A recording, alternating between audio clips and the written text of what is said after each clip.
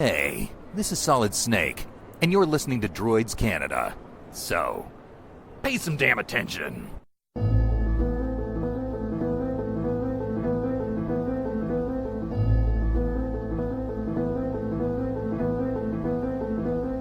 This is David Faustino. Hello, this is Andrew Chalmers, the writer and doctor in Doctor Who Dark Journey. This is Dr. Stevo. Everybody, this is the Cavernator. This is Inspector Gadget. Hey, what's cracking, y'all? It's your boy J-Rock. Good evening, folks. This is James Duval. This is Jeremy Taggart. This is Kim Possible. I'm Chris Holden-Reed. Hey, this is Pat Mastroianni from Degrassi. This is the evil Dr. Bad Vibes. Again, this is Messy Bear. And this is more from X-Men. Hey, this is Andrew Gazzess. This is Sean Gunn. Hi, this is Robert Carradine. It's Tammy Stronach from The Neverending Story. Hey, it's Zach Callison. Hey, I'm DJ Jenny Rock. And I'm Neil Young. I'm Commander Shepard. Ralph Garman here. You're listening to Droids Canada. You've made an excellent choice. You have chosen wisely. Warning. Listener discretion is advised. That means there's a lot of fucking swearing. Hello. Here we have Dan Moe. I am with Droids Canada podcast. I'm here with Julia Montgomery, Revenge of the Nerds fame. How are you doing today? Woo! Doing great. Excellent, excellent. So, Betty Childs, a.k.a. Betty Skolnick. That's true. Now, how much fan interaction do you get because of such a cult classic juggernaut of a film? I get a ton of attention from this, and it is so much fun. I'm having, I have to say, here in Niagara Falls, I've never been. This has been the nicest experience, literally, truly the nicest people. So much graciousness, showing me around town. I'm excited to do some sightseeing tomorrow.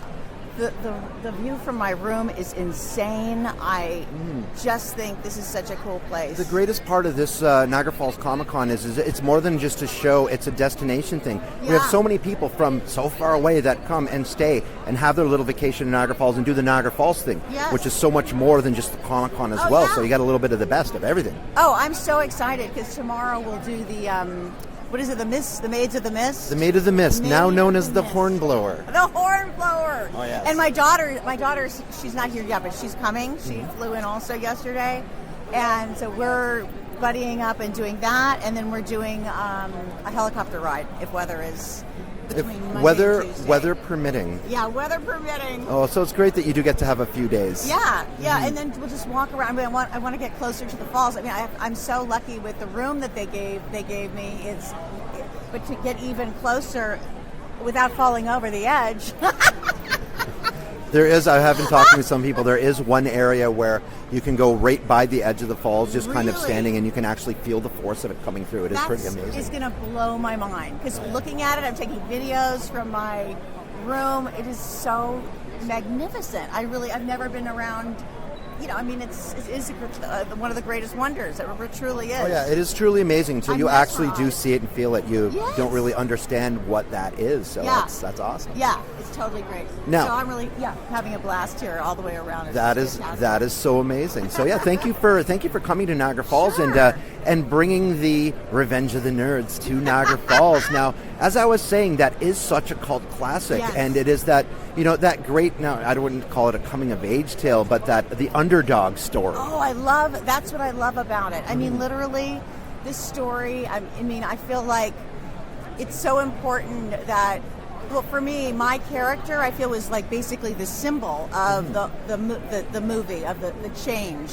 Yeah, that made that arc from doing that full circle change to actually knowing who someone is on the inside and accepting it to that. Exactly. I mean, in the movie, Stan, as you saw, was not very nice to me. I mean, he was not nice. I don't want to say any other words. But as far as anything you heard him say to me in the script, it was like...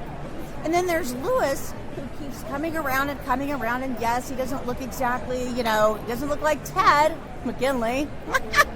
But yet he's adorable, and he keeps on trying, and he's funny, and he's sweet, and then... Unfortunately, I find out by accident and blah, blah, blah, and then there's that whole situation about the moonwalk. The whole moonwalk scene, exactly. Oh, dear. Now, see, it was the 80s. It was the 80s. I'm at that age where I say when it was the 80s or even when I say it was the 90s, sometimes people just what was it like back then? It was. I guess it was like that. But see, with the reason, and I know it's still, no matter what I say, it's still controversial and it's still wrong. But these were that wasn't a college prank, but there were other college pranks in the movie, like the videoing of girls. Yep. Wrong, but yet I kind of. It was made to poke fun of it all, in my opinion, and that's what it was. It was supposed to be that fun kind of like, oh my God, they did that. Where, yes, of course, it was a little more accepted in the 80s, where, people have kind of come around with different viewpoints now, which is great. And, an evolution. Yes, so. Exactly. So I guess, but back in the day when we were doing the movie, I just thought, well, Lewis had slowly gotten under my skin in different ways. I wasn't supposed to like him for all of the obvious external reasons. Mm-hmm.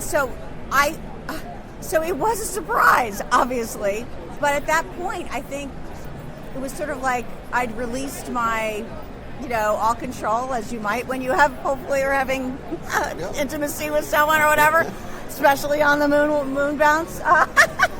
See, where I think what really appeals to me with that movie is that the concept of it doesn't really grow old. Everyone grows up knowing a Louis Skolnick and a Stan Gable. Well, from your high school days to your early college days, everyone knows someone is like that. Well, and as you grow more, people end up making that arc where you'll have that quiet, shy person becomes that successful, more outgoing, very successful. Yes. And you have that...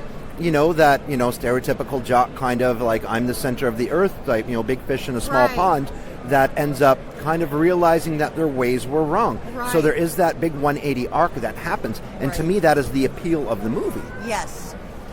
And I feel that all of us, and I think most of us know this now, that in all of us is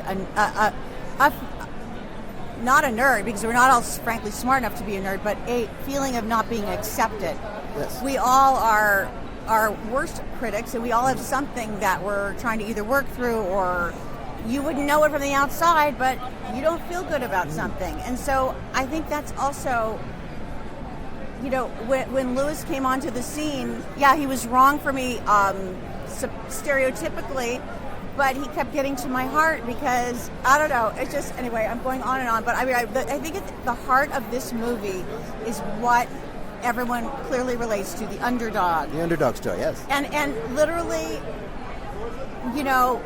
being Betty, being in that transition, being able to break up with Stan Gable, truly one of the most gorgeous guys I've ever seen, but not so nice at that point. Yeah. Mm-hmm. Like his only redeeming line was the pie plate when the whipped cream, when it's discovered that it's me. It's the like that's my pie. And that was the only sweet line he ever said. He didn't even say it to my face.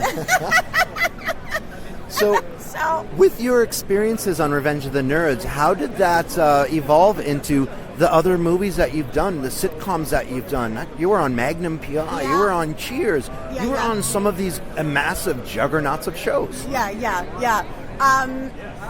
Well, it was really fun. Oh, there he is. There is Mr. Handsome. There he is. So handsome. So cute. Little interruption from Ted McGinley there. Yeah, Ted McGinley. So you were saying your question was... with the going from Revenge of the Nerds to the other sitcoms, TV shows, everything that you've done. Right. Well, it was so. For one thing, this was my second movie in Los Angeles, and it happened right away. So I was very, very lucky. I felt the timing of this to be cast in this. Even though you'll hear from like the other cast members, maybe not Ted. I haven't heard. Ted and I haven't done a panel together, but the rest of the nerds will all say like when they got this movie, they're like, "Okay, it's a paycheck," and I'm like, "Not for me." I was like, I'm stoked. This is your introduction to it. I'm a lead in a movie. Yippee! So I was, and sure, of course I was happy to be working. But it was interesting because, I played a lot of cheerleaders in my day. And I've never been a cheerleader, but I am in spirit. I definitely am in spirit, just not acrobatically. Never was on the team, never was part of a clique. I was actually more of a nerd. So it was fun to play this out and do that transition of her character. And then as far as it going into the other characters, I don't know exactly what to say about that. It was just a fun way to catapult into Los Angeles, frankly. That's awesome. Yeah, it gave me some, something that people knew at the time, who knew it would grow. That was the fun thing. Mm-hmm. And that all of us in our cast, we are all good friends. Like, we see each other, obviously at the Comic-Cons. We go to dinner together. We talk on the phone. This has been a long, long time. Mm-hmm. So, it wasn't just because, you might have thought, could have thought and did think, will this last? Like when you finish a show, often you don't, that's kind of the end. Yeah.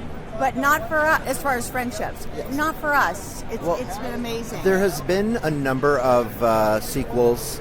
There was even the television pilot. Mm-hmm. What are the chances, do you think, of a reboot of this actually happening, to be able to create with some of the old cast where maybe they have families that start going through the same thing? Right. Do you think that is a possibility in today's day and age, to reboot Revenge of the Nerds and create that coming-of-age story? I think it's been talked about, and I think it could be done. It would need to be done by the right people, and I think I would really want Jeff Canoe to direct it, because it was thanks to Jeff Canoe that he wanted and told us, I want your ideas. He elevated the ideas. He's the kind of director you need in this kind of movie. That could be like a nothing movie, or it came to be what it was. Movie. Something special, or a something movie. And so if there were the next one, I would want him to direct it. That's awesome. Yeah. We have some people that are starting to line up to see you, and I'd like to thank you very, very much for your time. And we look forward to seeing you in more productions in the future. Thank you. Thanks so much. Thank you. Great talking. No, no, no, no, no, no, no, no, no.